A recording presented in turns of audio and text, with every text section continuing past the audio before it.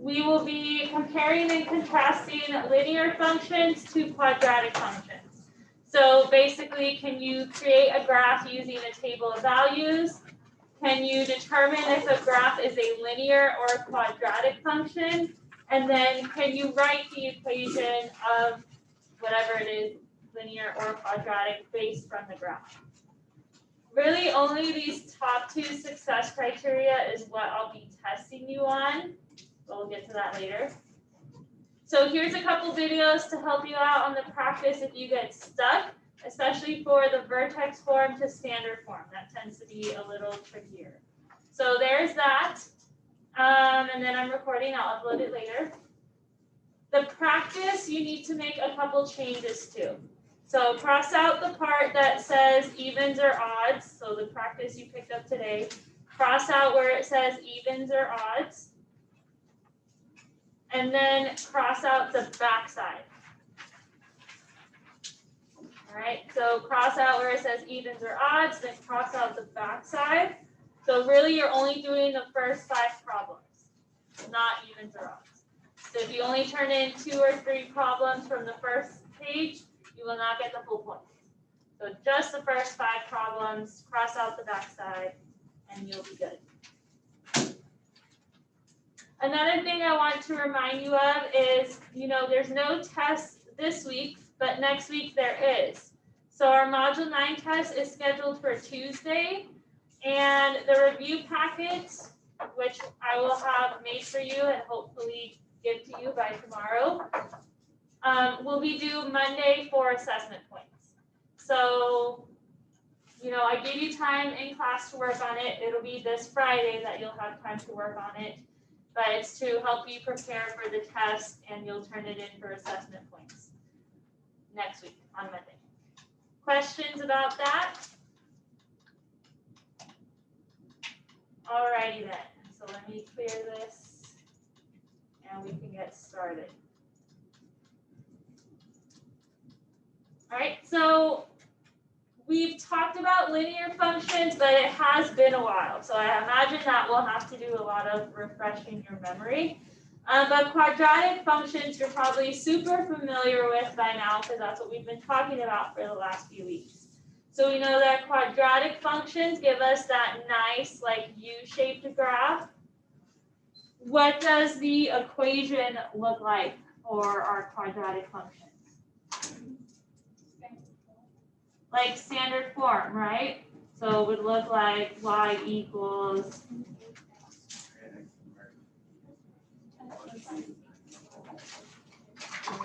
good. So equations that look something like this. Y equals ax squared plus bx plus c is for our quadratic functions. Now let's think back to semester 1 when we did linear functions. So they go up at a constant rate, they go up or down at a constant rate. Where quadratic functions have a highest or lowest point and then they go the other way. So for linear functions, what's the standard equation for those? Good. Y equals mx plus b. My other classes, it took a little more questioning to get that out of them. I think they just didn't realize what I was asking. But yes, that is the equation for linear functions. Now, for the linear functions, what are we replacing from there?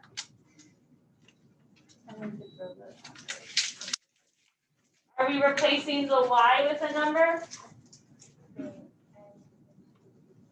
Are we replacing the m with a number? Yes, what does the m represent? Just the slope. Good, it represents the slope. So that equation could be y2 minus y1 over x2 minus x1. Or since we're going to be doing graphing today, it's probably easier just to use rise over run. All right, it just depends on what you're given. But these all represent slope. We also replace the b with a value. What value does that get replaced with? Good. So your b value is your y-intercept.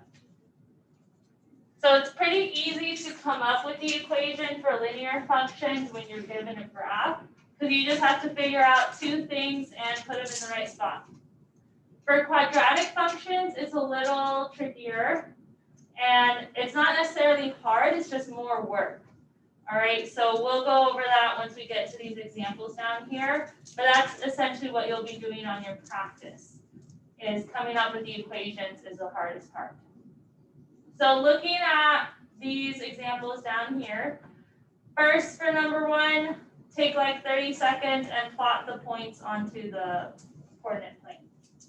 All right, so remember these are all coordinates.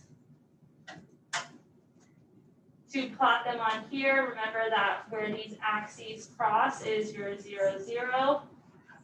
And then to the right are your positive x's. To the left are your negative x's. Going up is positive y. And going down is negative y. So take 30 seconds and plot all those points from the table onto your coordinate plane.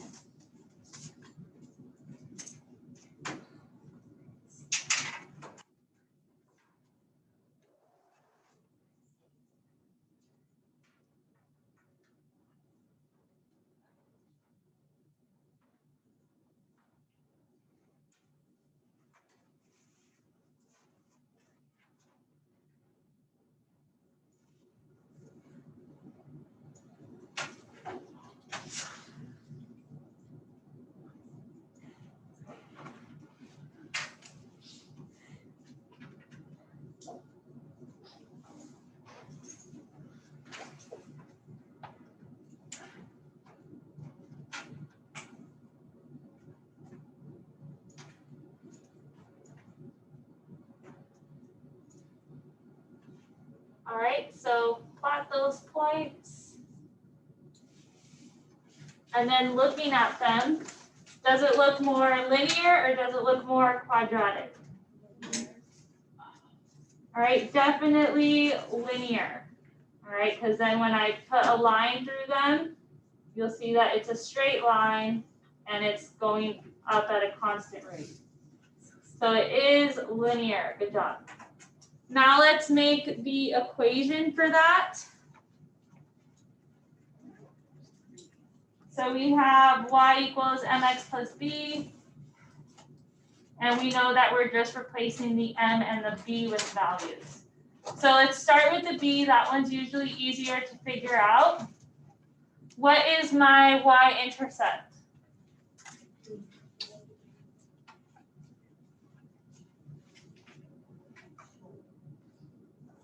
So y-intercept, where it intercepts the y-axis. It is -3. All right, you can tell from your graph by where it crosses the y-axis. So that's at -3. You can also tell from your table because the y-intercept is anywhere that x is 0. All right, that's the definition for it. When x is 0, that's your y-intercept. So two ways of figuring that out, but the b value is -3. Now for the slope, we need to count our rise over run. You could use, and I'll go back up for a second, you could use that y2 minus y1 over x2 minus x1. If you want, like you could take two values from here and plug them in there. Or since we already have the graph made, we can just count the rise over run. That's usually a little easier. So use 2 points from your graph and make like a little triangle to help us count our rise over run. So I just picked 2 random points. What's my rise here? 4. Good. We went up 4. What's my run? 2. And it's rise over run. But we want that to be as simplified as possible. So what does 4 over 2 simplify? 2. Good. So then our slope is just 2. Or 2 over 1, same thing. So now that we've identified that, put it all together. And my equation is y equals 2x minus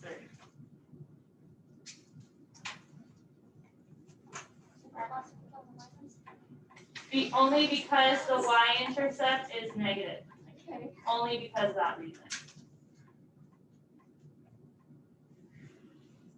All right, any questions about number 1?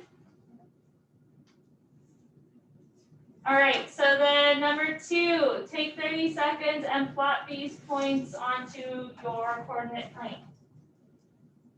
So plot those coordinates and then we'll see what it looks more like.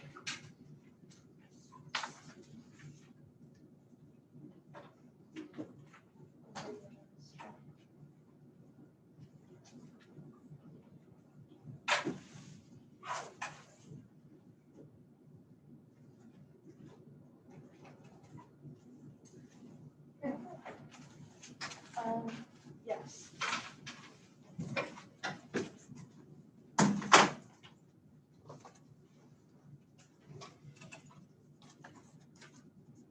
All right, so plotting the points, if you're stuck, you can follow me, or you can, if you already know how to do it, just ignore me. But we have -3, 2. So from the origin, go left 1, 2, 3. Go up 1, 2. Next one, -2, -1. So we're going left 2, down 1.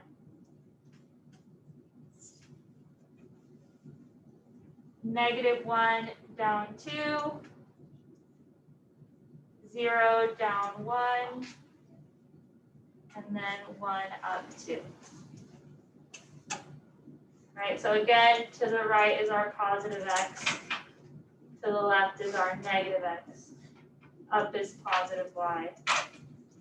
Left is negative y.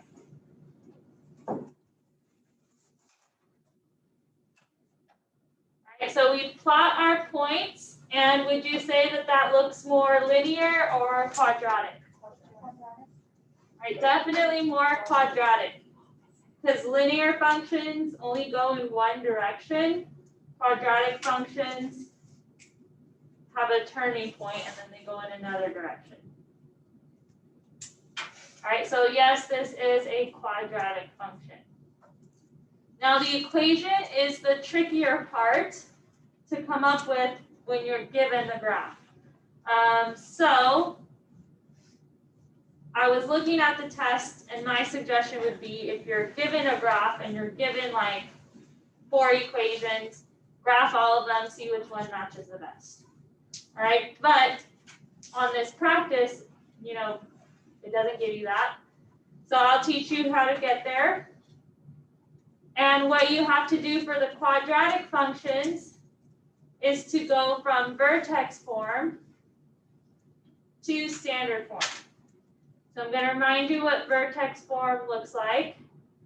It's y equals a parentheses x minus h squared plus k.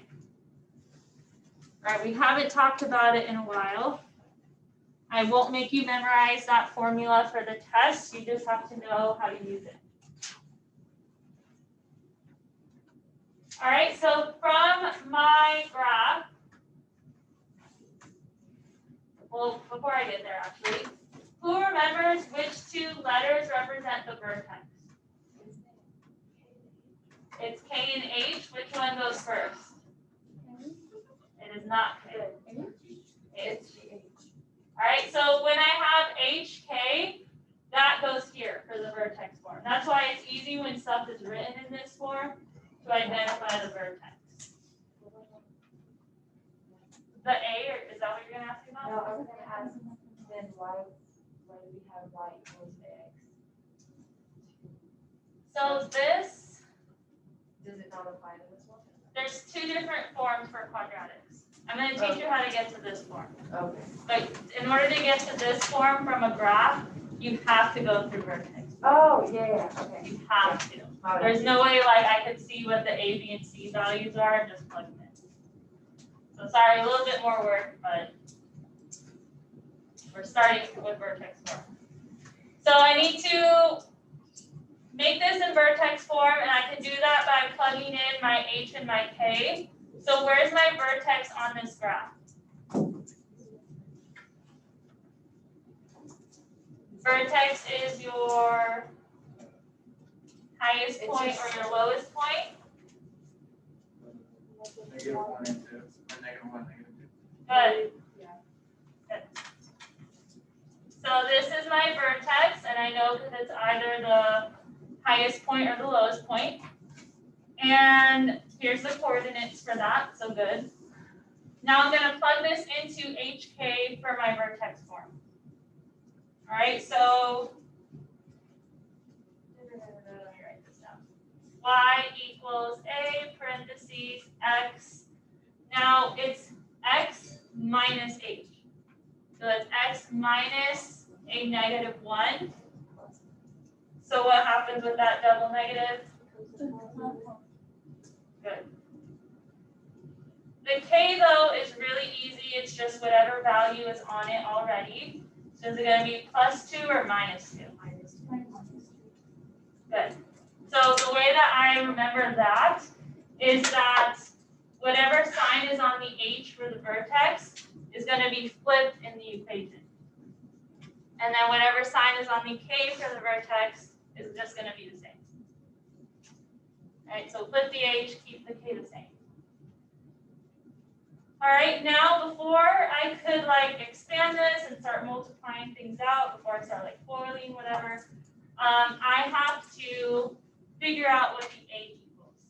And I have to do that by solving for it.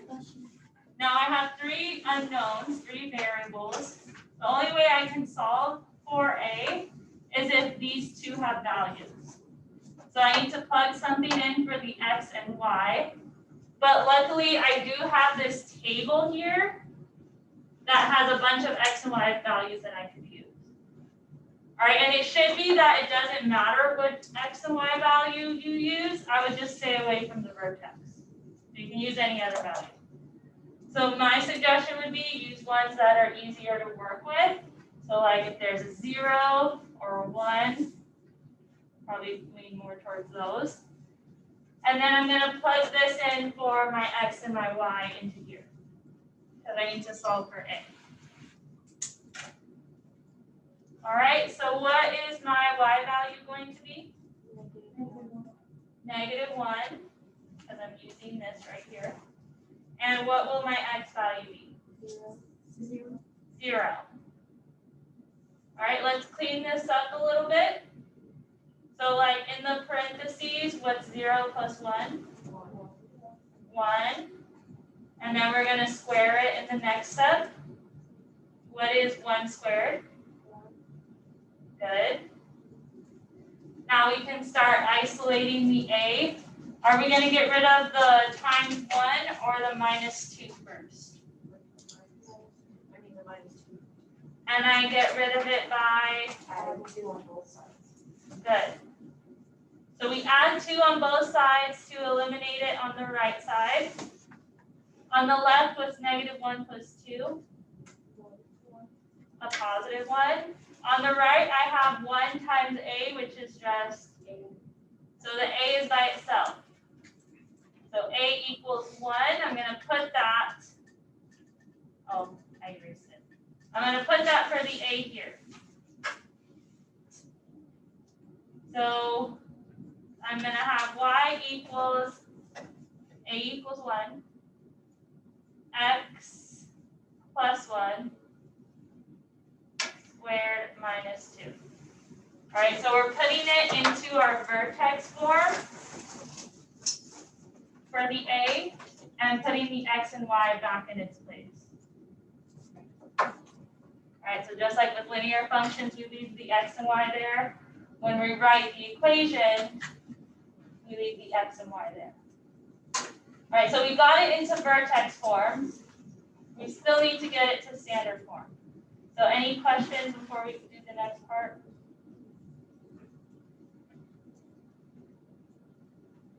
All right, I'm going to have to go on a different page because I am out of the room. Everyone got this part down? All right, so y equals 1 times x plus 1 squared minus 2. All right, so everyone look alive, pay attention, because I know you'll have questions later if you don't pay attention now. All right, so we're at vertex form right now, and we need to get to standard form. So kind of just expand this out following your order of operations. So inside the parentheses, can this be simplified more? No. Inside the parentheses, it cannot be simplified more because we don't know what x is, so we just move on. The exponents, so this to the power of 2, we can rewrite that. All right, this we can expand because the squared is basically telling you that it's this times itself. So does that look like expanded?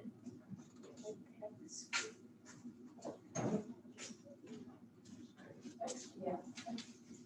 Good, so expand it out. Bring everything else down, so y equals 1. This expanded minus 2. All right, so we're done with the exponents. Now we're multiplying or dividing from left to right. And that might include distributing, that might include FOILing. I can tell you for these problems, it doesn't matter if you FOIL first or if you distribute first. You'll get the same answer in the end anyway. But we'll just go from left to right. So distribute that positive 1. When you distribute a positive 1, does it change anything? No, so I still just have x plus 1 times x plus 1 minus 2. So all we did was distribute. Now we can multiply this out by FOILing. So multiply the first terms with x times x. X squared. Multiply the outer terms, so x times 1. The inner terms, 1 times x. And the last terms, 1 times 1. It is 1.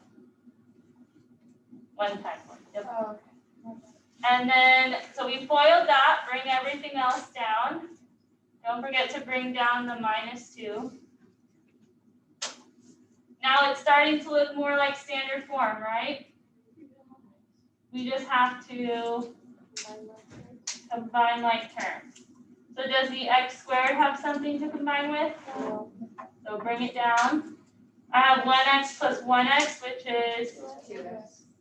good. And then 1 minus 2, which is. So now this is my answer in standard form. All right, that is really what it's looking for in the practice. But honestly, since I didn't really see much of that on your test, I will be fine with you just doing vertex form. If you can get to this correctly, then I'll be happy. All right, any questions?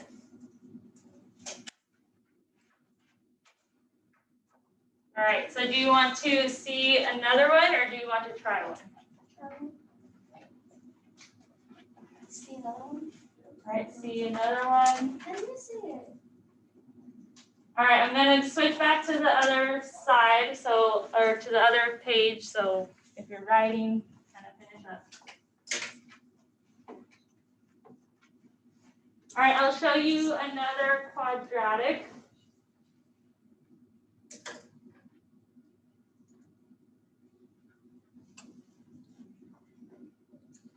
All right, so back to the first page. All right, so looking at number 3, take like 30 seconds and plot those points. I need to see everyone plotting those points so that I know you know how to do it. It's okay if you don't, I can teach you.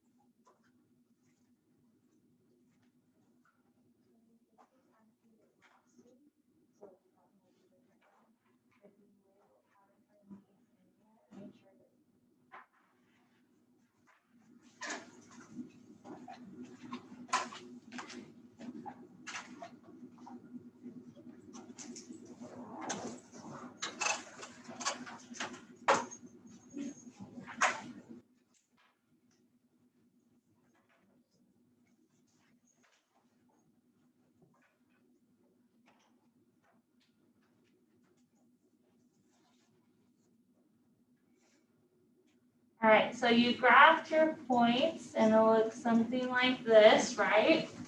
Would you say that that's linear or quadratic? Quadratic. What was that? Quadratic. All right, definitely quadratic. So quadratic, so that means we have to come up with the equation from what form? Standard. We want the standard form, but in order to do that, we have to start with vertex form, unfortunately. So a little bit more work. So vertex form, we have y equals a parentheses x minus h squared plus k. I can plug in my vertex. What is that? My vertex? 3 negative 1. Good, it is 3, negative 1. I'm going to put it in for h and k. All right, because that's the definition for our vertex. Now, is it going to be x minus 3 or x plus 3? Good, it is minus. All right, so it's opposite of whatever sign is on it in the vertex. It's going to look different in your equation. The k is not opposite though, so is it going to be plus 1 or minus 1? Minus 1. Good. So far we just plugged in our vertex into vertex form. Now I need to start solving for the a, and I need to do that by plugging in what? X and Y values. Good. Plug in your x and y. That's how you can start solving for the a. So don't use the vertex, but which other coordinate looks easy to work with? 2 and 2. All right, so let's plug that one in. So my y value will be -2. My a is what we're solving for. My x will be +2. And then write everything else. -3 squared -1. All right, anyone confused where these numbers are coming from or why we chose these numbers? All right, aside from the vertex, I would just pick any from this table for the x and the y. So now start cleaning this up a little bit. That 2 minus 3 gives me what? 1.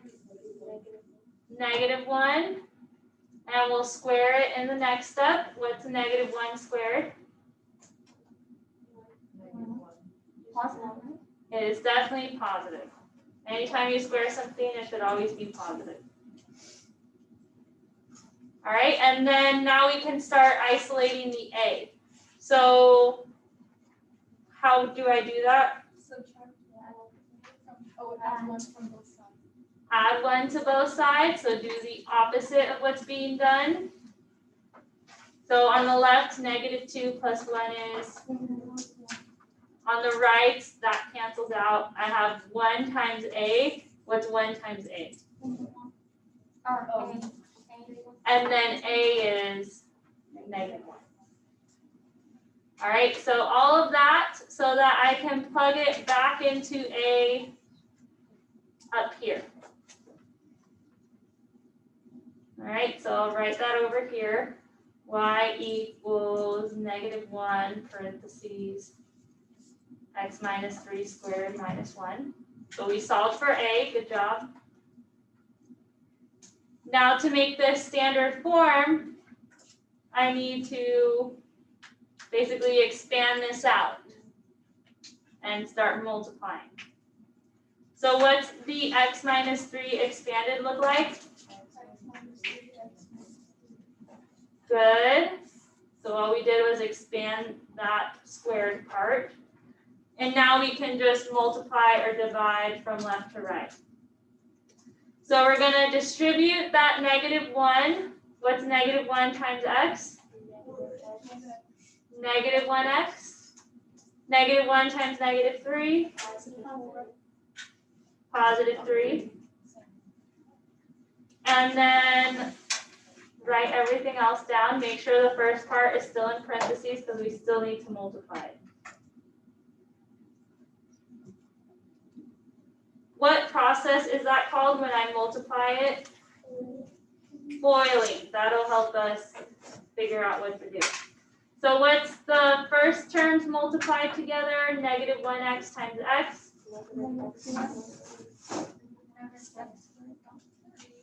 Negative 1x squared, good. Outer numbers, so negative 1x times negative 3. Negative times a negative gives me positive 3x. Inner numbers, so I have 3 times x, which is, and last numbers, 3 times negative 3, which is, good. Only thing I want to remind you of is don't forget we still have that minus 1 at the end. Just bring it down. All right, almost there. We just need to combine like terms. Does the negative 1x squared have a like term? No. Does the 3x have a like term? Combine it. What do I get? 6x. Good. Does the negative 9 have a like term? Yes. So combine that and we get good. So that right there is our standard form equation that it's looking for. Any questions?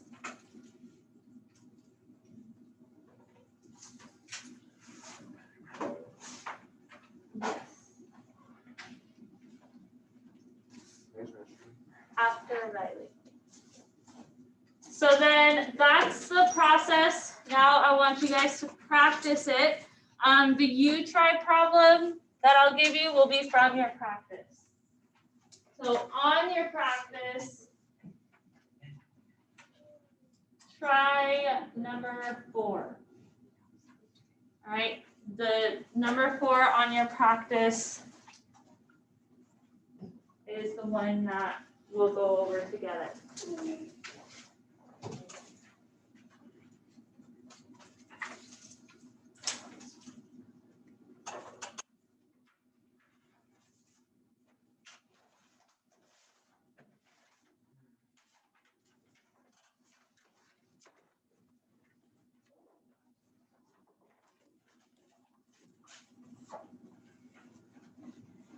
Do number 4 and number 2.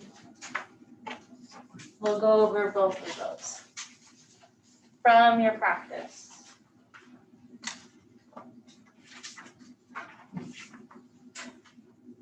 All right. The problems on your note sheet that are on the back side, I'm not a fan of. All right, but 4 and 2 on your practice should be good. If you finish those 2, keep working on your practice. We'll go over these 2 problems in about 4 minutes. But what did you guys say for number 2? Was it more linear or quadratic? All right, definitely should be linear on that one. So then was number 4 more linear or quadratic? Good. So here I'm going to show you these. Really focus on if you got the equations right. So the first equation for number 2 should be y equals 1/3 x plus 4.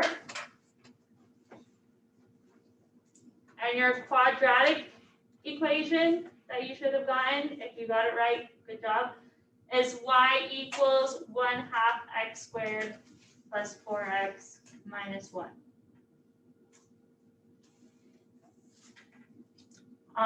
The number 2, hopefully that was easier because you just had to identify your slope and your y-intercept. So what was the, write this down. What was the y-intercept for number 2? And it was a positive 4. And then the rise over run, you got, good. So easy as that, just plugging it in for the linear functions, really easy. Now for the quadratics though, it's a little bit more work, but maybe you find it just as easy. All right, so here's the vertex form that we'll be using. And I need to plug in my vertex value. Which one is my vertex on here? Good.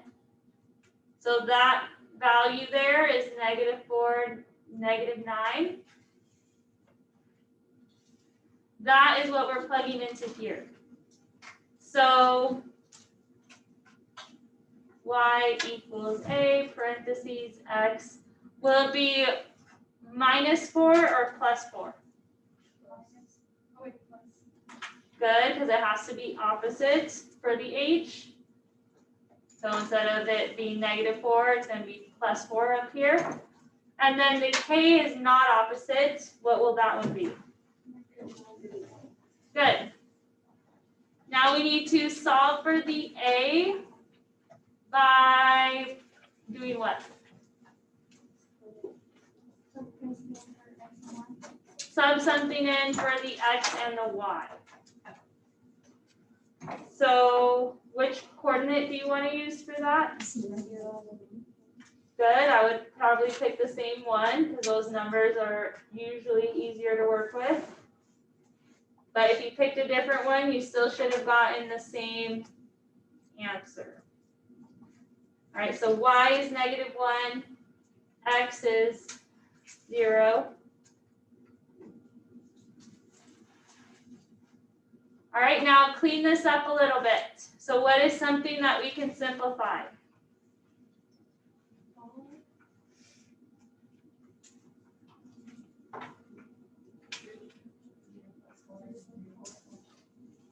Good, 0 + 4 is just 4.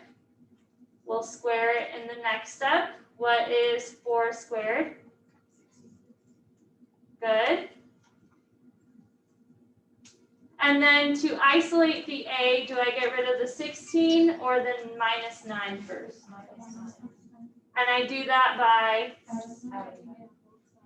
good, add it on both sides, cancels out on the right side. On the left, what's -1 + 9? +8. On the right, and I can switch these around, I have 16a, or a times 16. What would be opposite of multiplying by 16? So divide by 16 on each side, and a equals what? Not 2, 1/2. Because when you simplify it, the smaller number is on top. Now this a equals 1/2 goes up here. And then we have to go to standard form. I know it's a lot of work, but we're getting there. So y equals 1/2 parentheses x + 4 squared -9. So now to go to standard form, we need to expand this out. So y equals 1/2. What does this portion here look like expanded? Good. Bring everything else down. And we can start multiplying. I usually do it from left to right, but I know if you do FOIL this first, you still get the same answer. But we'll start by distributing that 1/2. What's 1/2 times x? Just 1/2 x. There's only one x. And then 1/2 times 4. Good, because half of 4 is 2. You also put that in your calculator. This will still be in parentheses, because we have to multiply it by the x + 4, and then at the very end we subtract 9. So now we multiply this part by FOILing. So what's 1/2 x times x? Good. And then your outer numbers, so we have 1/2 x times 4. 2x, good. You could also put that in your calculator if you weren't sure what this was, but it is 2, and then the x tagged along with it. Inner terms, so 2 times x is 2x. And then last terms, 2 times 4 is, should be positive. And then bring down the minus 9 that was originally here. Yes, I think I just forgot to write it down, sorry. Yes? Yes. All right, so we're here now. Any questions about how we got here? We all know where these numbers came from, right? Now start cleaning this up. So combine like terms. So is there another x squared value? So bring it down, 1/2 x squared. Is there another x value for the 2x? So what's 2x plus 2x? Good. And then down here, the constants, what's 8 minus 9? So this is what we get. And that does match the answer key. All right. So that does match what's projected up here. All right. If it gives you peace of mind, I won't force you to memorize that for the test. Just if you could get to the vertex form, I will be happy. Yes? For the work when we turn it in, how do we like show work for it? Is it just plotting the points and technically showing work for it? Plotting the points and then the linear equations you probably don't have a lot of work for, but the quadratic equations you definitely should have work for. Yeah, so like how would we show that if there's like no name on this? I just did it on the back. Then take a picture of the back. If you do it on a separate paper, include that so I can give you the full points. All right, but good question. Any other questions, or is this making sense?